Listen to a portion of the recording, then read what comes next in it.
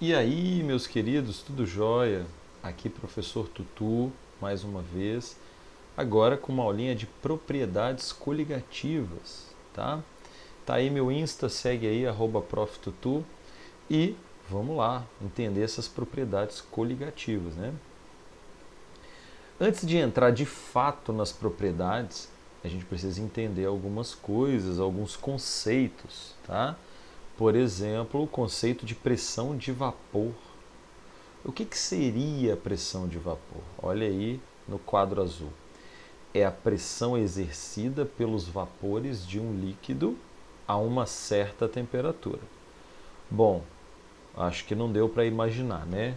Mas então vamos observar aqui. Olha só. Imagine você aqui o esquema, né, de uma panela de pressão. Espera aí, só um segundinho. Vamos colocar a canetinha profissional. Então, olha só, aqui o esquema de uma panela de pressão, né? Repare o seguinte: você tem os alimentos, né, e tem a água, né, ou o líquido aqui dentro, tá?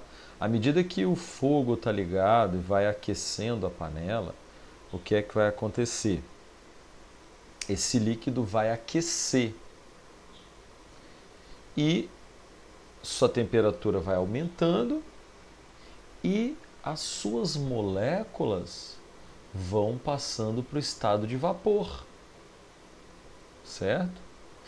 As moléculas de água vão ganhando energia suficiente para se desprender das demais e ganhar, né, o estado de vapor,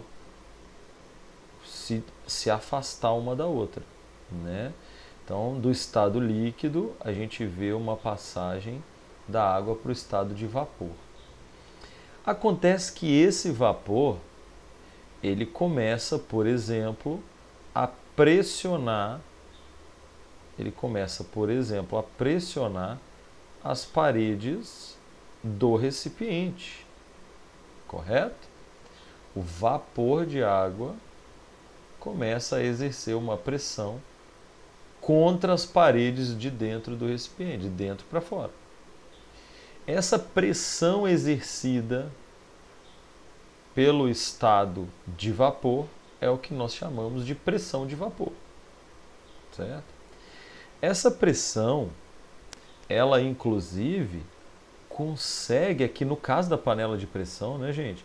Ela consegue levantar o pino da panela. Você sabe que a panela de pressão tem um pino, né, em cima da tampa, que a gente chama de válvula de segurança, né? E essa válvula de segurança, ela tem uma massa considerável, ela é pesadinha, né? E a pressão do vapor lá dentro é suficiente para levantar essa válvula. Quando levanta essa válvula, dá acesso à saída do vapor, né? O vapor consegue sair pelos furos quando ele levanta essa válvula. E qual é a função dessa válvula? É justamente não deixar que a pressão no interior da panela atinja valores muito elevados. Porque quando eles sobem até um determinado valor que ainda é seguro, o pino dá a liberação do vapor para o meio externo. Então, esse pino serve para liberar o vapor quando a pressão dentro da panela estiver suficientemente alta, tá? E além dessa válvula, né, desse pino, que também é uma válvula de segurança, existe uma outra que é uma espécie de última forma de manter a panela segura, né? Essa válvula de segurança aqui, ó, é uma válvula que ela suporta uma pressão maior do que a válvula do pino, tá? E imagine que esse pino foi obstruído por algum motivo. Ele não está levantando ou seus orifícios estão entupidos. Aí pressão dentro da panela vai elevando muito, né? À medida que a temperatura vai subindo. Então, para a panela não estourar, existe essa válvula de borracha, né, que ela vai levantar quando tiver com uma pressão acima daquela, né, que o pino consegue levantar. Então, quando a pressão ficar muito elevada, esse pino ele vai de segurança, ele vai acabar levantando e aliviando a pressão dentro da panela. Ele é um segundo momento da segurança da panela, né? Agora, a gente vai entender depois qual a função desse pino, né? Por que a panela fechada com esse pino ela funciona de um jeito diferente de uma panela aberta que não tem essa tampa, né? Qual é a diferença? A gente vai entender mais à frente aí. Agora, olha essa figura aqui, essa foto, né? Temos uma panela de pressão aqui adaptada, né? Onde existe um termômetro bem aqui e onde tem também um manômetro, que é um equipamento que mede a pressão, né? Então dá para a gente ver aqui no manômetro a pressão no interior da panela, tá? E a gente pode usar isso daí para monitorar aqui em termos de segurança, né? De mudança de estado que está acontecendo aqui dentro dessa panela, ok? Então, esse manômetro consegue medir o quê? Consegue medir a pressão que o vapor está empregando, né, contra as paredes da panela. Então, esse vapor ele empurra o êmbolo aqui do manômetro, né, determinando o seu funcionamento e o giro dessa agulha aqui. À medida, quanto maior a pressão, quanto maior a força que está sendo aplicada contra o êmbolo do manômetro aqui, mais essa agulha vai girar, tá bom? Isso é pressão de vapor, pessoal. Agora, o que significa pressão máxima de vapor? Professor, é o máximo que pode chegar. Sim, mas vamos entender melhor, né? Olha, imagine que você colocou aqui água, né? Então, eu estou aqui nessa primeira figura, na figura do topo aqui. Coloquei água num sistema fechado com um êmbolo móvel. Ó, esse aqui é o êmbolo móvel.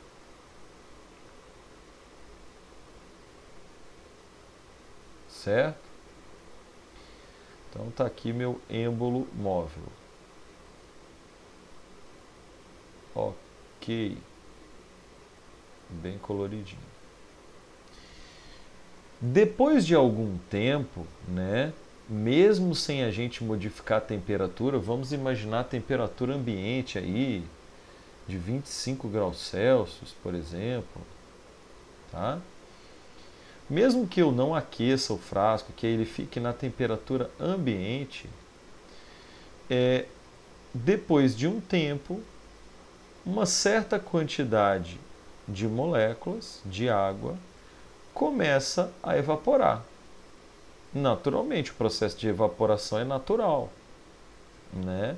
Se você joga água no chão depois de 2 dias, sei lá quanto tempo, horas, dependendo da temperatura, essa água não está lá mais porque ela evaporou. Então a água evapora naturalmente. Imagine que depois de um tempo, aqui na figura 1, uma certa quantidade de moléculas de água passou do líquido para o vapor e empurrou esse êmbolo, tá, até esse ponto aqui. E aí a gente consegue medir a pressão aqui que desenvolveu, certo? Agora, imagine que esse êmbolo não suba mais. Imagine que ele não suba mais. Imagina que ele está travado bem aqui, ó. Que exista uma trava e ele não suba mais. O que é que vai acontecer? as moléculas estão continuando a passar para o vapor, para o estado de vapor, e isso está aumentando a pressão aqui no manômetro. Veja, a pressão estava aqui, sendo marcada aqui, e agora ela está sendo marcada aqui, certo? Então aumentou a pressão. Veja que essa seta está maior, porque nesse momento ainda está acontecendo a passagem das moléculas do líquido para o vapor. Só que uma coisa que eu tenho que te dizer é que à medida que essas moléculas vão passando para o vapor, tá vendo que está aumentando o número de moléculas do estado de vapor.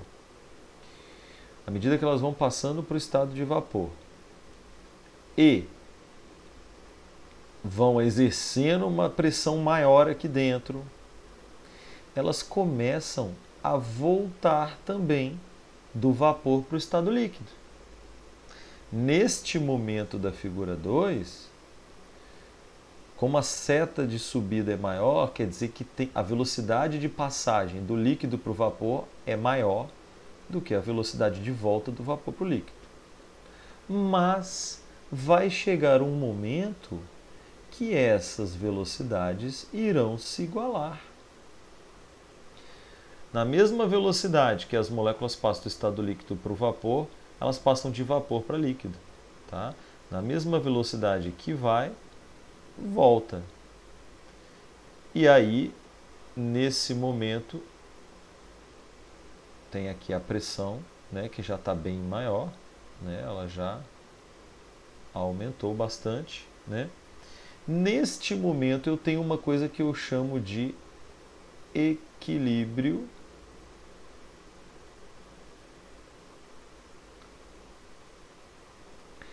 dinâmico.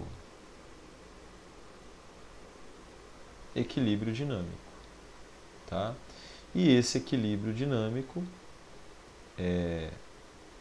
quer dizer que as moléculas não param de passar de líquido para vapor. Elas não vão parar de passar de líquido para vapor. E elas também vão continuar passando de vapor para líquido. Isso vai acontecendo o tempo inteiro. Entretanto, está em equilíbrio por quê? Porque a quantidade de moléculas no estado de vapor e a quantidade de moléculas no estado líquido não irão mudar mais. Veja que na figura 1 estava só aumentando a quantidade de moléculas no estado de vapor, concorda? Estava só aumentando. Figura 2 continua aumentando, mas chega um momento que o número de moléculas no estado de vapor não aumenta mais. E o número de moléculas no estado líquido também não diminui mais, porque estava virando vapor. Porque a velocidade de ida é igual de volta. Nesse momento eu tenho equilíbrio. E por que ele é chamado de dinâmico?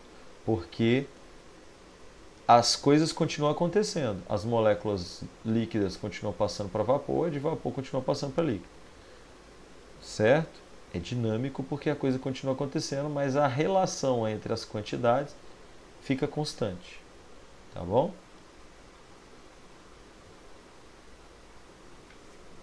Agora, essa pressão máxima de vapor, aliás, eu não havia concluído, qual é a pressão máxima de vapor? É a pressão exercida, essa que a gente mede aqui, ó, é a pressão máxima de vapor. É essa pressão medida no momento que o equilíbrio dinâmico foi atingido. É a pressão desenvolvida no momento em que o equilíbrio dinâmico foi desenvolvido. No momento que o sistema equilibra as quantidades de gás e líquido, a pressão não vai mudar mais. Essa é a pressão máxima de vapor do líquido para aquela temperatura de 25 graus Celsius. Agora, o que você imagina que vai acontecer se eu aquecesse, se eu colocar um fogo aqui debaixo e aquecesse esse sistema? O que é que você acha que vai acontecer? Vai acontecer que as moléculas vão se agitar mais e a coisa sai do equilíbrio e começa a aumentar a quantidade de moléculas no estado gasoso, aumentando ainda mais a pressão máxima de vapor. Então, essa pressão máxima de vapor, ela tem direta relação com a temperatura. Quanto maior a temperatura, maior a pressão máxima de vapor de um líquido. Certo? Para você ter uma ideia, temos aqui uma tabela com temperaturas para água pura e sua pressão máxima de vapor. Ó, a 0 graus Celsius, a pressão máxima de vapor da água é 4,6 milímetros de mercúrio. Isso aqui é uma unidade de pressão que a gente usa muito na química. A 10 graus Celsius, olha, aumentou a temperatura. Aumentou também a pressão máxima de vapor. A 20 graus Celsius, aumentou a temperatura. Aumentou. Então, olha só. Quanto maior a temperatura, maior a pressão máxima de vapor do líquido. Porque mais moléculas vão ganhar energia suficiente para vencer aquela pressão de vapor e passar do líquido para o gasoso. Certo? Aqui tem um gráfico mostrando justamente o que tem nessa tabela. Quanto maior a temperatura, maior a pressão máxima de vapor. Beleza? Então olha aqui, ó, no quadrinho azul. Aumentando a temperatura, qualquer líquido irá evaporar mais intensamente, acarretando maior pressão de vapor. Beleza? Então vamos que vamos. Agora, qual é a influência da natureza do líquido? Olha, dois fatores influenciam na pressão máxima de vapor de um líquido. A temperatura, quanto maior a temperatura, maior a pressão máxima de vapor. E a natureza do líquido. Como assim? Qual é a substância que está líquida? Certo? Então, dependendo da substância, né, e das interações intermoleculares que acontecem entre essas substâncias, eu tenho uma pressão de vapor maior ou menor. Eu vou te dar um exemplo. Aqui, ó, nessa figura, ó, da direita, eu tenho acetona, água e óleo. Então, qual desses três você acha que é um líquido mais volátil? O que é um líquido mais volátil? É um líquido que evapora mais rapidamente, mais facilmente. Tá? Qual desses três é o mais volátil? O mais volátil é a acetona. E o menos volátil é o óleo. Certo? Então esse daqui é o mais volátil. Né? Mais volátil. Agora, repare no desenho. É aquele líquido que consegue ter uma fase de vapor com maior número de moléculas. Olha, um frasco fechado. Como esse líquido evapora mais facilmente, tem mais moléculas no estado de vapor. Certo? Mais moléculas passaram do estado líquido para o estado de vapor, em relação, por exemplo, à água. Né? A água, menos moléculas do que a acetona. Por quê? Porque é menos volátil do que a acetona. E o óleo, nenhuma molécula. Né? Ele é pouquíssimo volátil.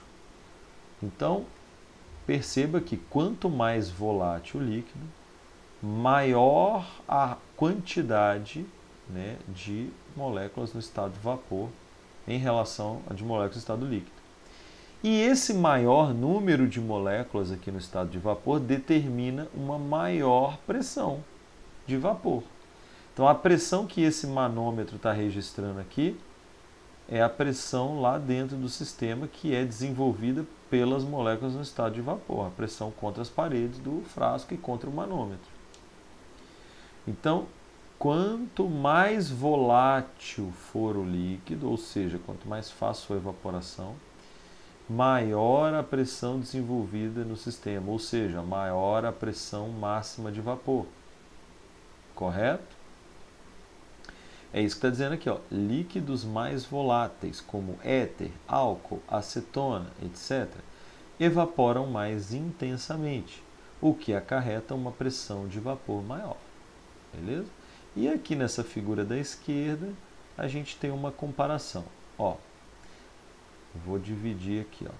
À esquerda eu tenho água e à direita eu tenho éter. Se os dois são colocados, né, numa mesma temperatura, a gente está falando isso aqui comparando os líquidos numa mesma temperatura. Tá? Ambos aqui estão a 20 graus Celsius. Você coloca a água num frasco e coloca o éter no outro na mesma temperatura e eles estão acusando, obviamente, a mesma pressão.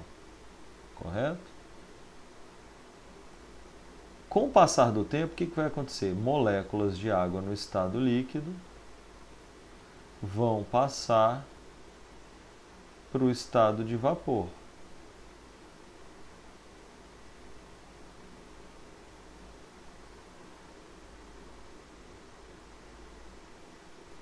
É uma evaporação, é algo natural, tá?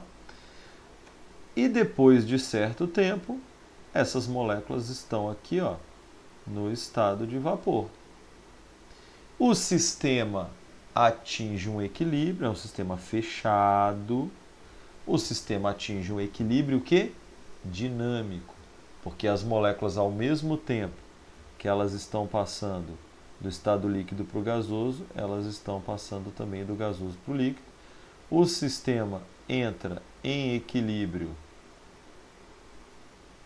dinâmico e uma determinada pressão é acusada aqui no manômetro. Subiu a pressão, essa pressão está em 17,5 milímetros de mercúrio. Agora, o éter, qual foi a situação do éter? A mesma, moléculas de éter começam a passar do estado líquido para o estado gasoso. Qual é a diferença? O éter, gente, é uma substância muito mais volátil do que a água. O que significa isso? Mais moléculas vão ganhar o estado de vapor, muito mais do que a água. E a relação entre a parte vapor e a parte líquida é muito maior do que da água. Tem muito mais moléculas no estado gasoso e muito menos no estado líquido. Tá? Mas chega um determinado momento também que o sistema entra em equilíbrio dinâmico. E o número de moléculas que vai para o estado vapor é o mesmo número de moléculas que volta para o estado líquido no mesmo intervalo de tempo. Quando isso acontece, o sistema entrou em equilíbrio dinâmico e vai acusar uma determinada pressão que a gente vai medir, e essa vai ser a pressão máxima de vapor. No caso do éter, foi visto 442 milímetros de mercúrio. Ela é muito maior do que os 17,5 milímetros de mercúrio da água. Isso significa que o éter tem maior pressão máxima de vapor do que a água. Isso por quê? Porque o éter é mais volátil, é um líquido que evapora mais facilmente. Beleza? Agora, nesse gráfico aqui, a gente vai analisar o seguinte. O éter, olha, temos aqui no eixo Y, pressão máxima de vapor, correto? Pressão máxima de vapor em milímetros de mercúrio. E no eixo X temos a temperatura em graus Celsius. Quanto mais acima sua curva tiver, indica que o seu líquido é o mais volátil. Isso porque ele vai desenvolver uma maior pressão máxima de vapor. Certo? Para uma mesma temperatura. Como assim? Vamos comparar. Eu vou pegar um valor de temperatura qualquer aqui, ó. Um valor de temperatura qualquer. Eu vou subir, né? Finge que está reto.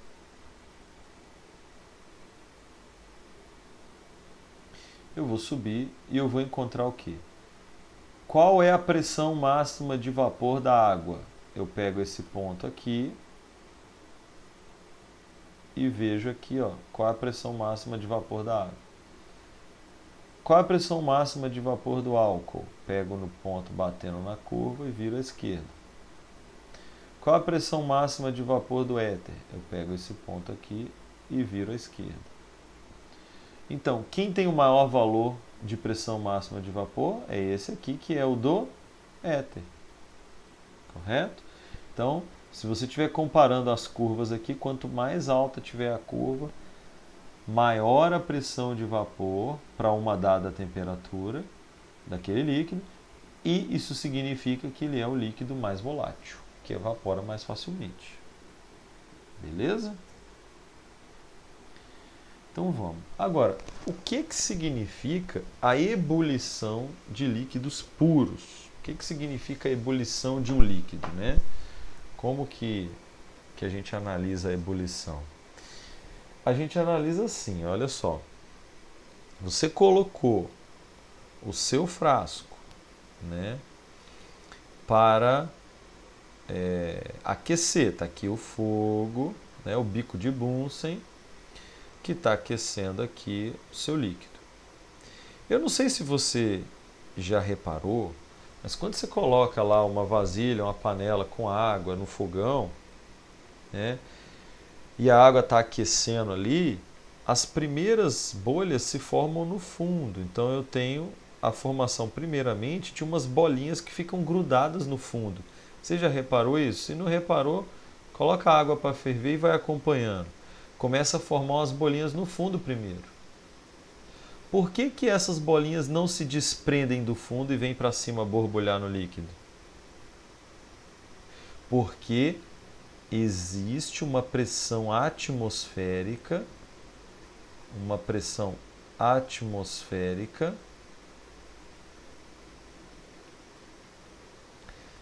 que eu costumo chamar de pressão de oposição.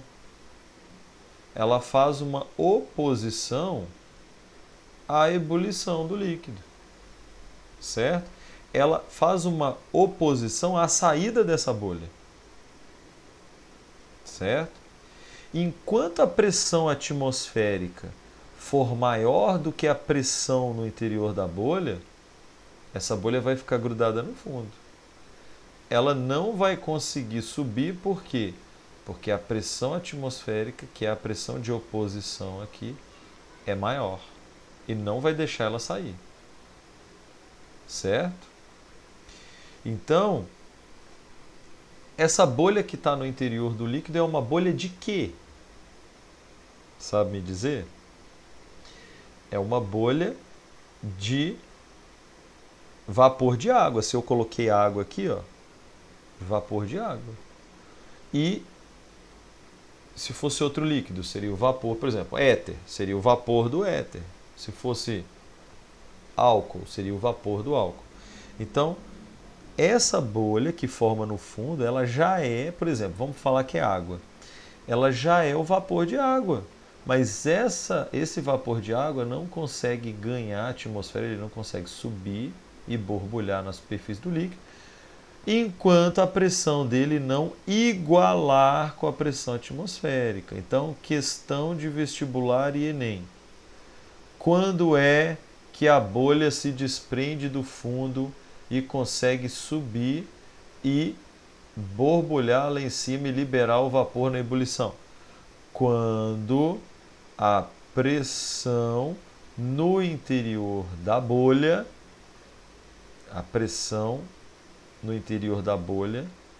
é a pressão máxima de vapor, enquanto ela não igualar a pressão atmosférica. Certo? Então, quando essa pressão iguala com a pressão atmosférica, aí sim nós temos a ebulição. Mas para essa pressão igualar, tem que aumentar mais ainda a temperatura. Lembra que a pressão de vapor tem relação direta com a temperatura. Certo? Então, tem aqui o esquema, ó. Ó, o líquido, a bolha do líquido, né, está exercendo uma pressão. Olha aí. Nossa. Vou apagar que ficou horrível. Tá a bolha do líquido bem aqui, que está exercendo aí pressão, né, por todos os lados. Quando é que essa bolha vai conseguir desagarrar daqui, subir e borbulhar lá em cima? Quando a pressão no interior da bolha for igual à pressão atmosférica. E essa pressão no interior da bolha é chamada de pressão máxima de vapor. Certo? Agora, imagine que num determinado momento a bolha subiu, a primeira bolha. Vamos anotar a temperatura. Essa temperatura é a temperatura na qual a pressão máxima de vapor igualou com a pressão atmosférica. Quanto maior a temperatura, maior a pressão máxima de vapor, né? Então, a partir do momento que subiu a bolha, quer dizer que a pressão máxima de vapor igualou com a pressão atmosférica. E nesta temperatura começou a ebulição, correto? Então, esta é a temperatura de ebulição. É a temperatura na qual a pressão máxima de vapor iguala com a pressão atmosférica. Então, olha, quando a pressão máxima de vapor é igual à pressão atmosférica, temos ebulição. E a temperatura na qual isso acontece é a temperatura de ebulição. Beleza? Agora, essa pressão atmosférica, que é essa pressão de oposição à ebulição, né? Essa pressão atmosférica, ela tem relação direta com a altitude. Certo? Então, eu vou fazer um desenho aqui. Ó, imagina que isso aqui é o mar e imagina que isso aqui é o Everest. Ok? Imagine que isso daqui é a atmosfera, que é a camada de ar que tem acima da superfície da Terra. Imagine que você está no mar, tá? E aqui você está na montanha. Imagine que você está no mar, bem aqui, tomando o seu sol. Até parece que só porque está no mar vai ter sol, né? Mas vamos fingir que tem sol. Você está no mar e então você está ao nível do mar. Certo? Ao nível do mar, a gente tem uma grande coluna de ar sobre a nossa cabeça. Que inclusive eu vou desenhar melhor. Eu tenho a atmosfera toda acima da nossa cabeça.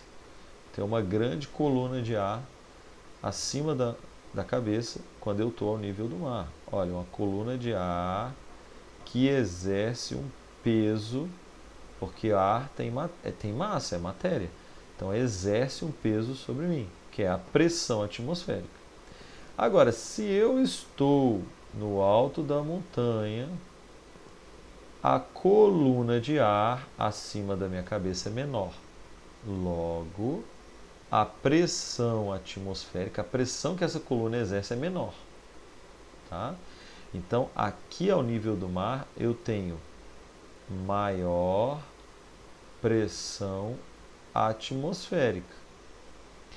Se eu tenho maior pressão atmosférica, deixa eu te mostrar o slide anterior. Olha aqui, a pressão atmosférica é a pressão de oposição. Se eu tenho maior pressão atmosférica ao nível do mar, quer dizer que eu tenho uma maior pressão de oposição. E se eu tenho uma maior pressão de oposição, eu tenho que elevar ainda mais a temperatura para conseguir vencer essa pressão de oposição e começar a ebulição. Então, quanto maior a pressão atmosférica, maior a temperatura que eu tenho que chegar ao meu líquido para ele ebulir, maior a temperatura de ebulição, tá? Então, eu vou colocar isso para você aqui, ó. Quanto maior a pressão atmosférica, maior será a temperatura de ebulição. E onde eu tenho maior pressão atmosférica? Em baixas altitudes, ao nível do mar, por exemplo. Eu tenho maior pressão atmosférica e maior temperatura de ebulição do meu líquido.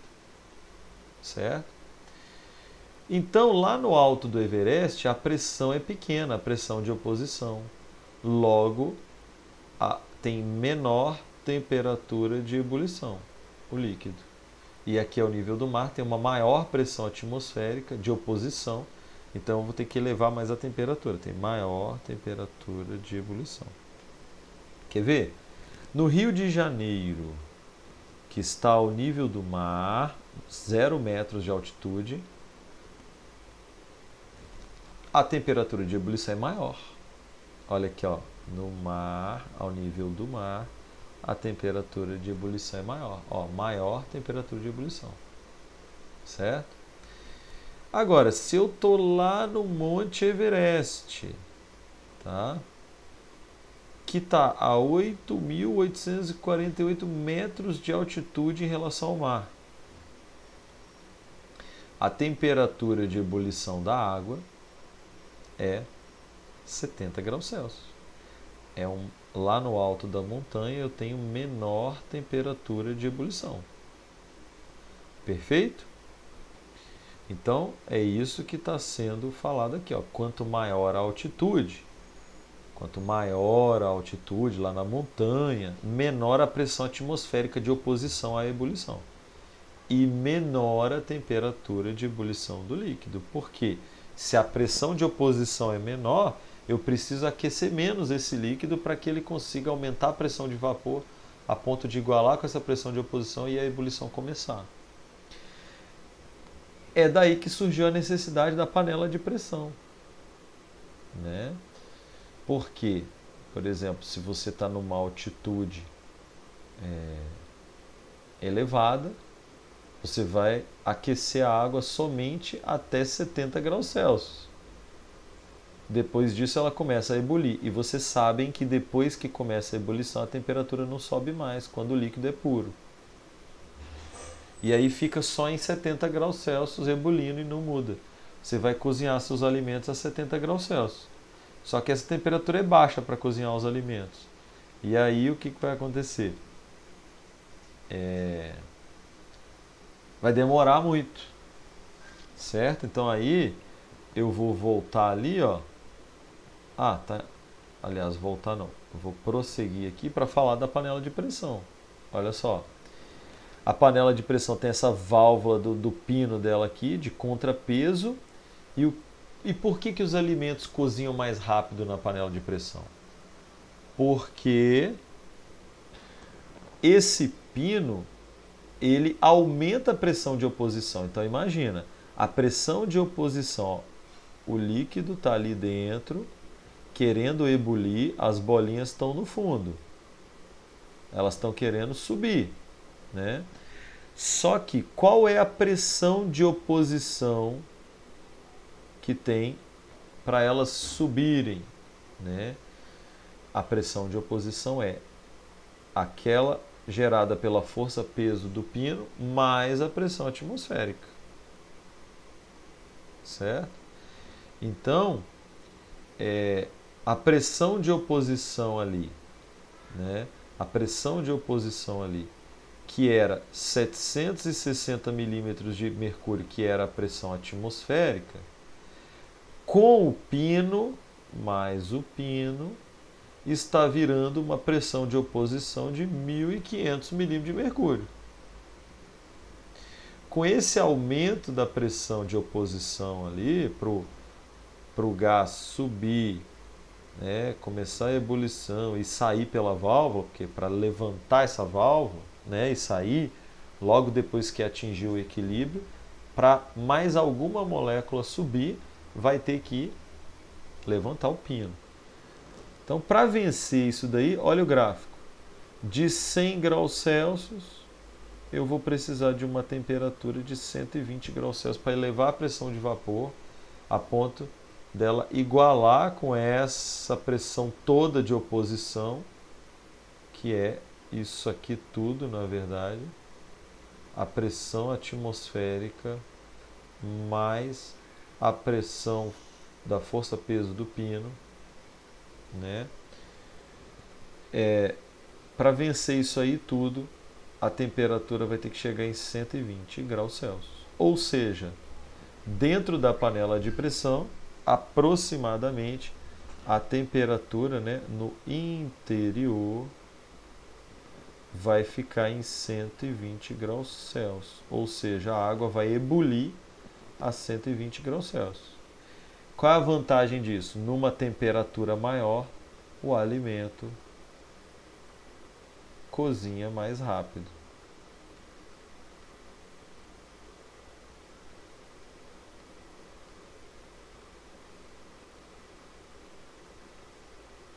Correto? Entendeu a ideia da panela de pressão que eu falei que ia voltar, né?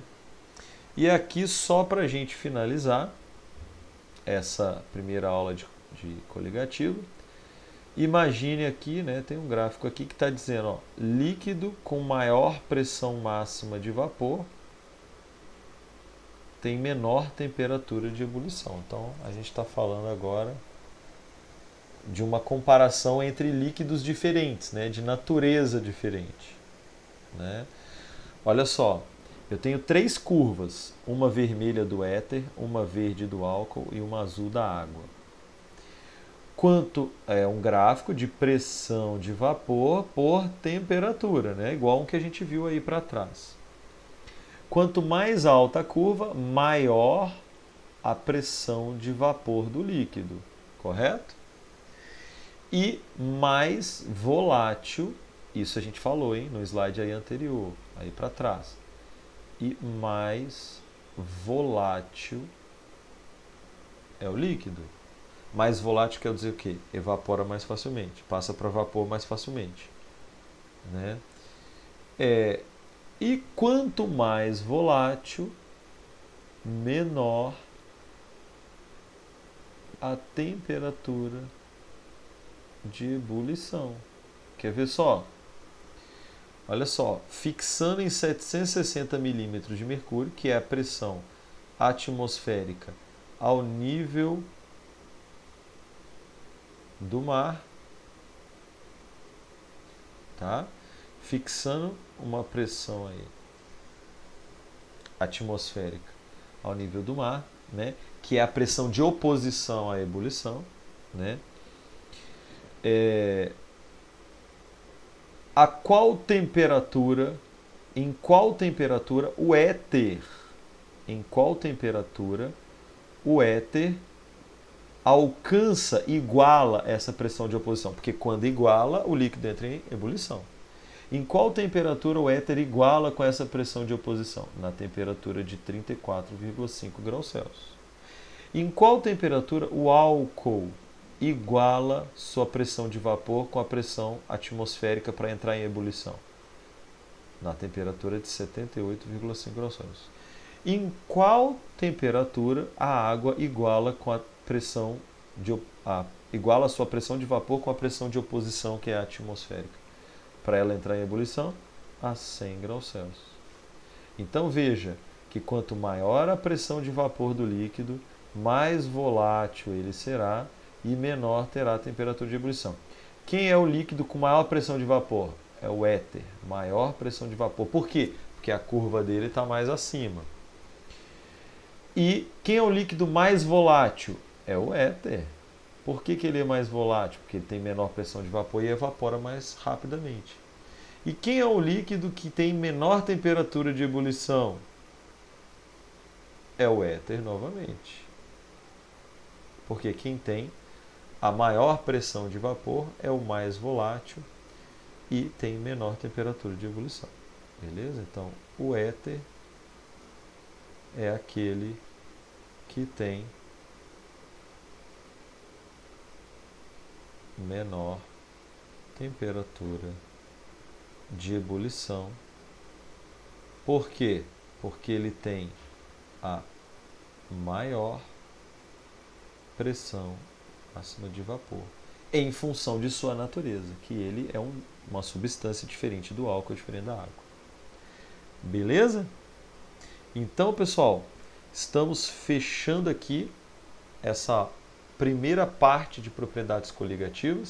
Voltamos na próxima aula com a segunda parte de propriedades coligativas. Beleza? Então assista a próxima aula para a gente concluir o nosso conteúdo de propriedades coligativas. Espero que vocês tenham gostado e entendido. Deixa seu like se gostou e se inscreve no canal para ter acesso às aulas de forma organizada. E nos vemos na próxima. Beijo, valeu, brigadão e fui!